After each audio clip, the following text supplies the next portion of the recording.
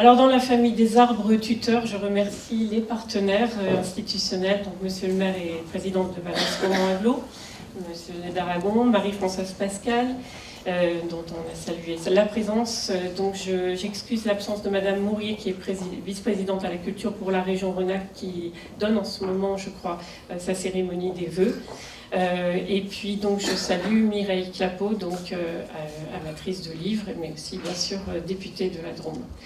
Dans la famille des branches solides, je remercie Anne Gapel, directrice, donc tout le personnel qui nous accueille pendant ces 2 jours, particulièrement Annabelle qui a été notre indispensable donc, cheville ouvrière et gardienne des lieux aussi, parce qu'en plus d'aimer les livres, elle est aussi donc justement gardienne des lieux et de la sécurité.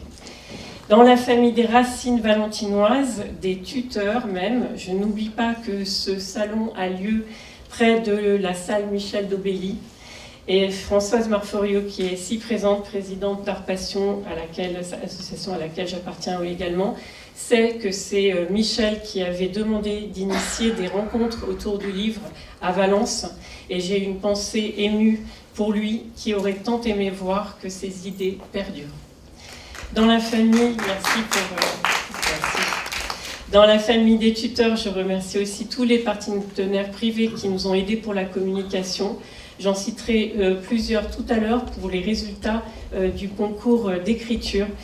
Mais je remercie donc notamment quand même par avance Laure Allard pour le site, pour les affiches, pour toute la communication, et les impressions modernes pour les marque-pages que vous trouverez à l'entrée. Dans la famille des branches fidèles et solides, je salue donc l'écriture de Chabaül Sylvain Courtial, qui est notre libraire, qui est là pour la troisième fois. Et dans la famille de la Sève nourricière, je voudrais dire un immense merci donc à tous les bénévoles de Fréquence Lire, sans lesquels on ne serait pas là, vous ne seriez pas là aujourd'hui.